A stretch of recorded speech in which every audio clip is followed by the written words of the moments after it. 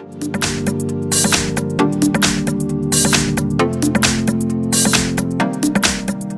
I have PANASONIC Eluga A4 and let me show you how to change date and time on the following device. So at the very beginning, let's start by using your home screen. Let's use the apps icon, then find and select the settings. Scroll down again and here you need to find and select here the date and time settings. So you need to choose here under device, under system date and time. Here I have date and time, and here you can use automatic date and time, but you can also switch it off, and you may do the same thing with time zone.